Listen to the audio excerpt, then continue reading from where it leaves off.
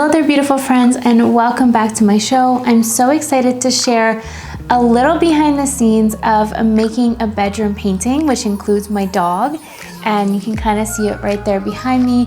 This painting is about 60 to 70% done, and towards the end of this video, you'll see me working on some details. You'll see me applying paint and getting some of those more fun painterly effects that some of you have been asking me about. And for those of you who have been leaving comments about painting bedrooms, this video is also going to be hopefully inspiring and helpful for you, and I break down exactly how I do it. This video features a few time lapses because we've already recorded a more in-depth version of how I begin my painting, so you can reference back to that video if you're wondering how I start my work. But then we're gonna break it down more towards the end. So I hope you love it. Let me know what else you want to see me create or any other topics you want me to share on this channel, which is a really fun outlet for me. And I look forward to connecting with you in the comments section. Be sure to subscribe and get notifications for when new videos drop, and I'll see you inside the video. Enjoy.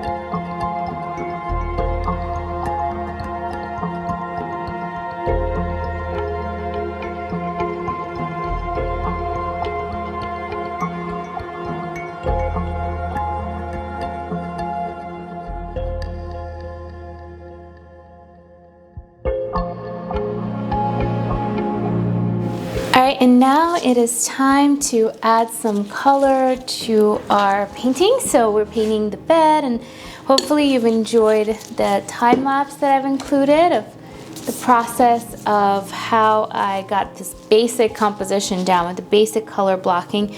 And now what I want to do is I want to take a look at this image, and we're gonna go and layer in some beautiful lighter shades that are being hit by the light from this bedside lamp.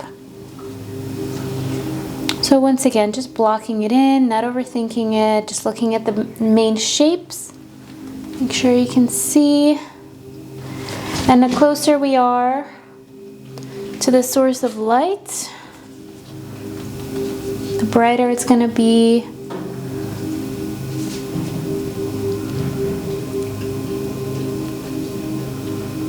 It's a nice cold winter day, and I personally would love to stay in bed with Calibri, but today he is home with his dad, and I get to enjoy the studio and record for you guys, and I love doing that. So either way, it's a win.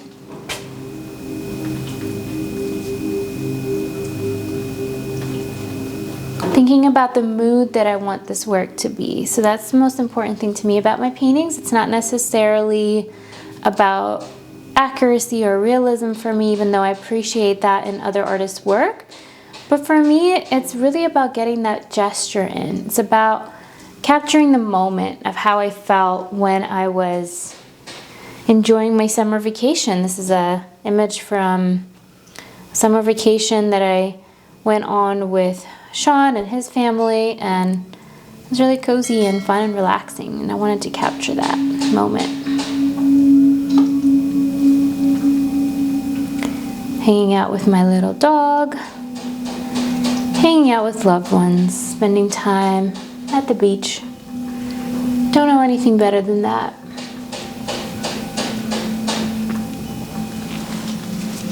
And things might look, things might not be accurate right now, and that's okay. The important thing is, as you're working, just to keep looking and responding and seeing what you want to shift, what you want to change, and then knowing that you have the full ability to do that later on. But this part is really important for me personally, because one of my favorite things about my paintings is the ability to capture light. Light to me is a great way to depict mood, add a little bit of drama in. So at this stage of the painting process, I might go through and find some of the lightest areas if I haven't included them yet.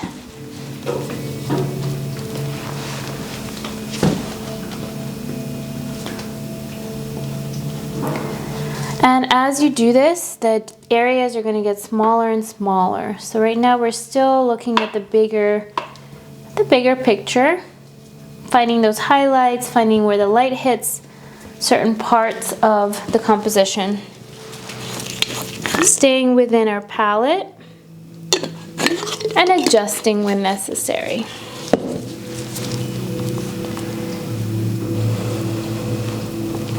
So the bottom of the bed is getting a little bit of light. So we're gonna go through and find those little shapes that are getting that light from the lamp.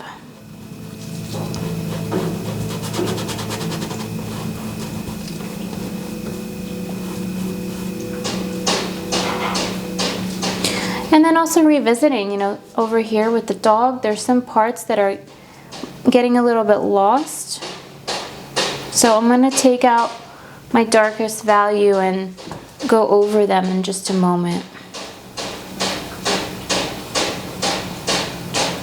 And knowing that you're going to make changes, you're going to adjust and adapt. And that's the whole point of this technique. Right now it looks a little bit too bright, so like I said, I'm going to take out a little bit of my blue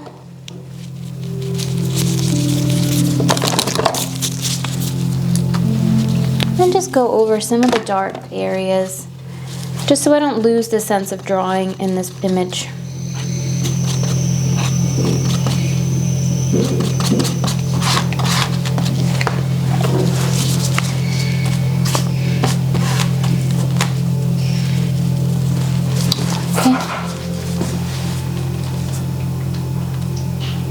Just paying attention to this comforter.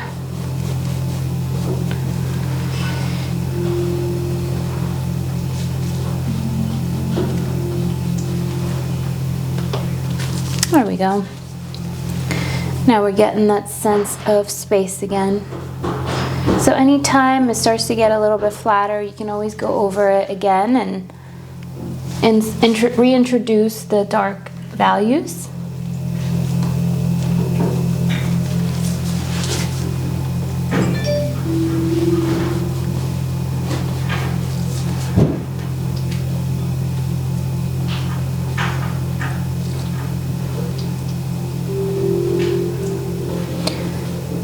And just trusting the process in the meantime. Knowing this is in the shadows, and that's why this part got a little too bright. And the other thing that I'm going to do later on, and in later videos, I'm going to show you how to glaze. So the glazing process is better if the painting is super dry. So you don't want to glaze a wet painting because it's just going to smear it, or if the paint is still super wet and if you work in thicker texture or impasto like I do, it might actually cause cracking. So that's something we can do later on. This area would be beautiful when I glaze it. Just responding, enjoying and responding. That was my brush.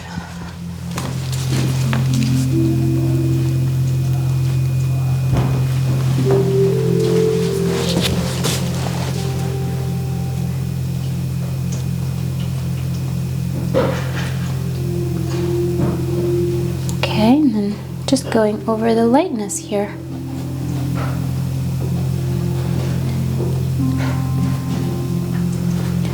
Knowing that nothing is permanent in this composition,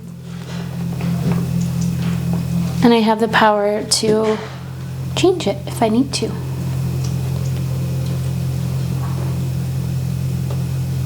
This part I would love to glaze as well. So responding.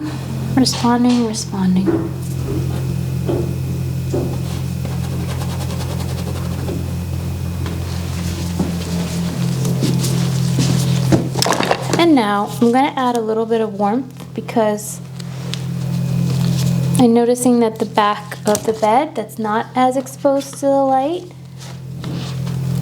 it has a little bit of warmth to it. So I'm going to add a little bit of a reddish brown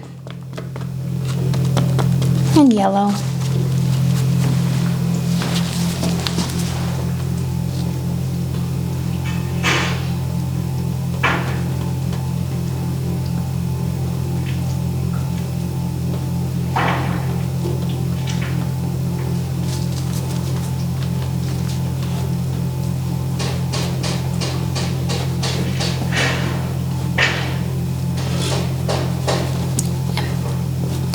And the texture of the comforter towards the back of the bed is going to be a little bit softer than the front because it's not light facing.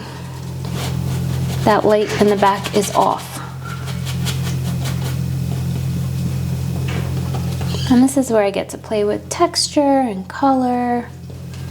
Since we've already established the general palette, we can now play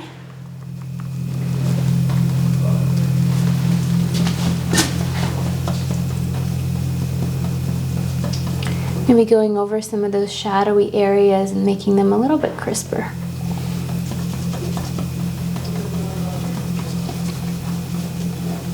Perfect.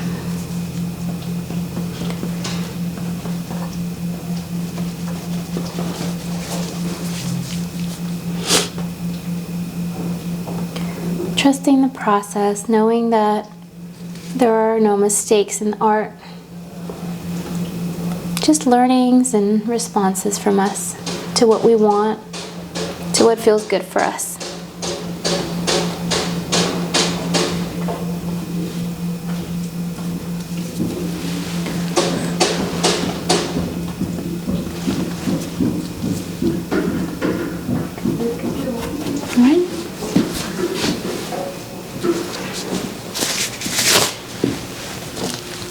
So now just continuing on with the process.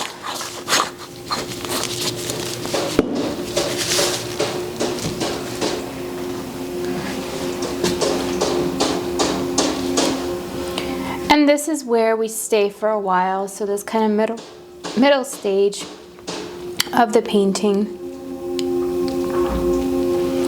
We stay here for quite a bit of time, a few days. Usually for me personally, and I might even let the layer dry and then start another painting in the process, so that way I'm not just waiting. I always have something to work on, because sometimes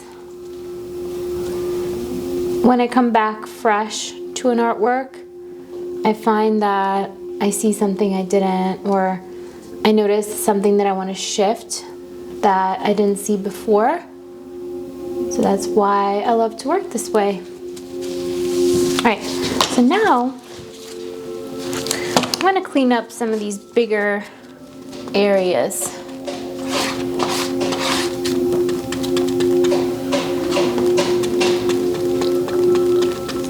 Particularly on the wall and ceiling.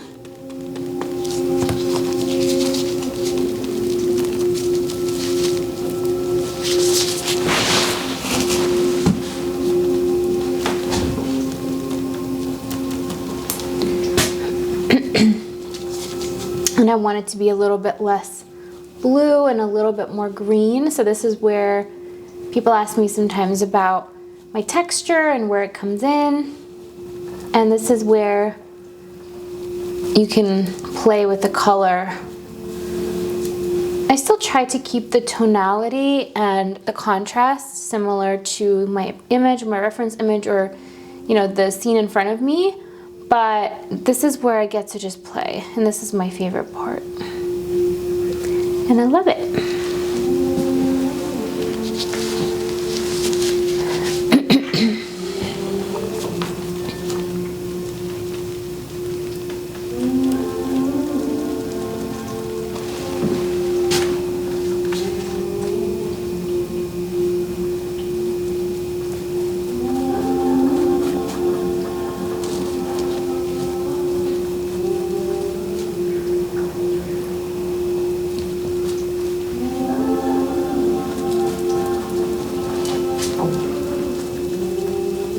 And now sometimes like something magical will happen as I'm painting, where I'll notice a cool color combination that kind of happened by accident, and I live for these moments, like this blue and orange thing that's going on. I love that color combination, but I didn't intend for it to happen. So that's why painting is such a fun adventure sometimes.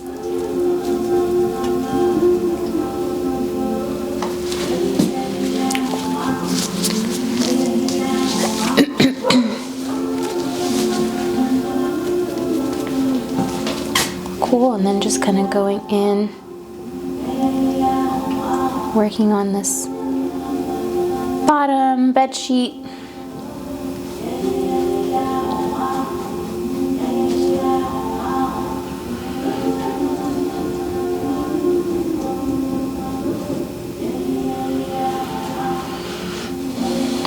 Taking a moment to breathe, step away, not to get too sucked in, so you can see what you're doing. And I know I'm gonna go through and edit a lot of this, so don't be hard on yourself. This process is like, it reveals itself with time, with layers, with brush strokes, but it's not instantaneous, Sometimes, in my opinion, sometimes I feel like, oh, I ruined a painting, but you never really ruin it, because you can always adjust it. And sure, it can feel disappointing to lose a part of a painting that you really liked, but you can get it back or you can create something even better. So being in that abundant mindset that, you know, even if you did something that you don't really love, you can go back and change it later. That will keep you painting and not getting frustrated.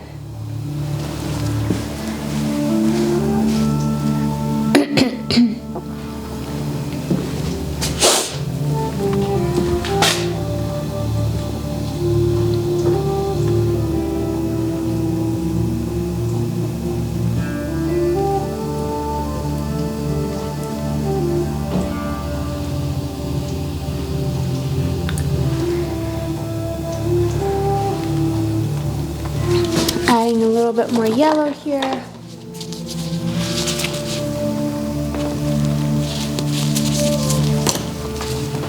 Anyone can, oh, there goes my brush again. I find that anyone can paint.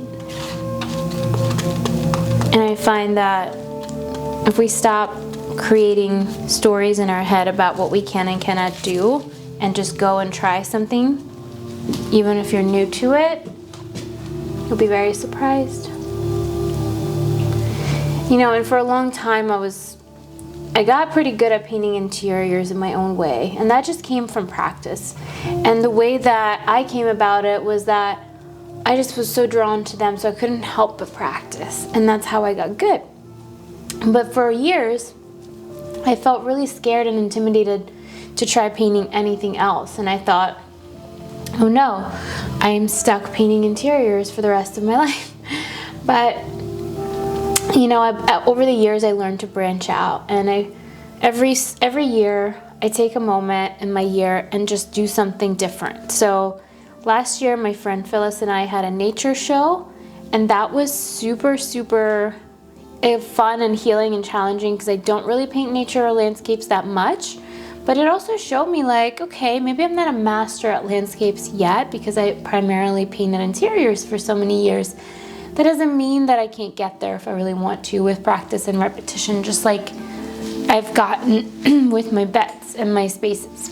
And it's so funny, I'm sharing this story because a few months from now, I'm going to be having another landscape show, and so when you're brave and you take a risk and you do something outside your comfort zone that you want to do, and even if it feels intimidating, the universe is going to open more doors for you. Because now people don't just associate me with interiors, they know that I'm able to create other things. And there's nothing wrong with being known for something to get your foot in the door. You know, we all have to start with something. But eventually you can branch out and you can expand your skill sets. And I think that's honestly one of the best things that I'm learning as an artist. I'm never stuck doing anything. It's all a choice. And yeah, sure, we can get more opportunities in one area versus another. For example, you know, I don't paint people, so if someone invites me for a figurative exhibition, I'll probably have to politely decline just because I'm not comfortable with that yet. But if I ever wanted to do it, I know I could train myself and do it. So don't limit yourself. Right now, I have no desire to do it, by the way, in case you're wondering. I love spaces, I love shapes. I'm not really looking to paint humans at this moment in my life.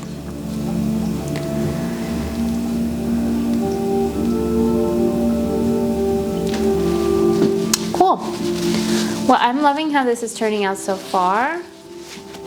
I definitely will go and work on the ceiling a little bit more. And maybe I'll even just take a moment now to create a beautiful grayish color.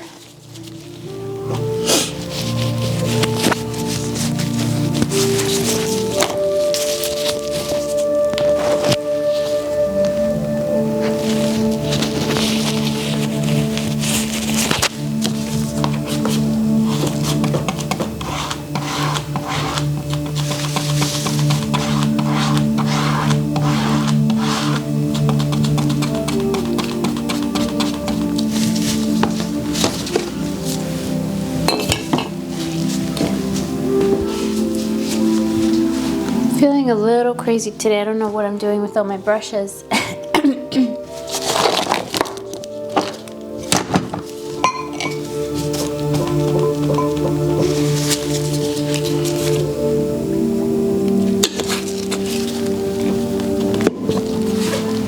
Beautiful. So this part right here, I want it to be a little bit deeper because it's really a corner, it's in the shadow. So I'm just gonna go through here and going in to mystify it, deepen it. And then, of course, as always, you can mix in some fun texture. And this is also like one of the best things is mixing a little bit of lighter color into a deeper color. You see how magical that looks? I don't know why, it just looks so cool. Yeah.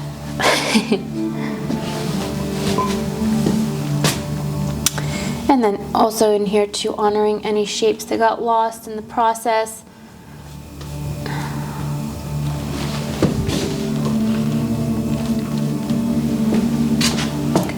So this is what I mean. We can always go back and edit and adjust things as necessary. This needs to be a little deeper too.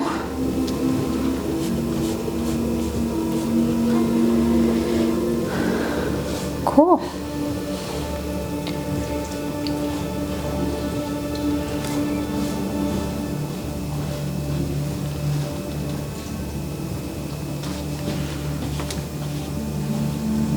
Oops. A little too much medium will make the paint runny, so just watch how much oil you're adding.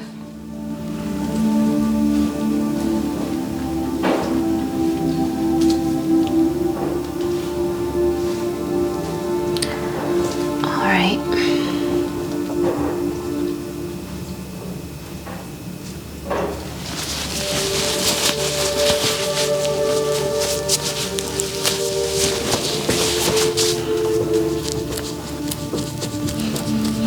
Now for the ceiling, this is a little bit too bright up here, so I'm gonna go through and mix in a little bit of brownish, grayish tone here.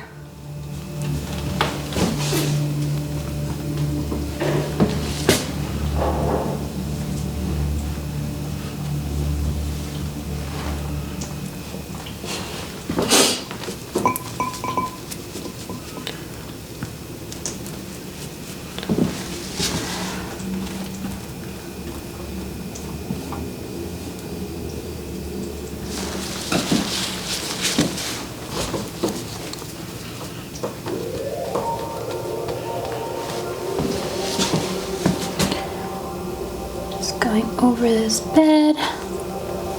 This is all going to be edited eventually anyway, but for now, just adding in that value.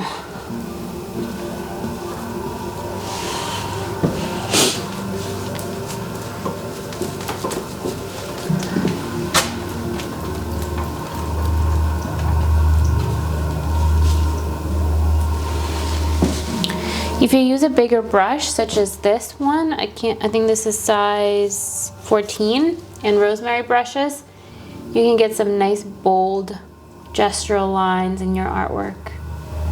That's one of the greatest tips I got in art school, is to use a bigger brush. Even though I resisted it for a long time, but especially when it comes to these kinds of paintings where you are using a lot of space, it can create some really nice texture for you.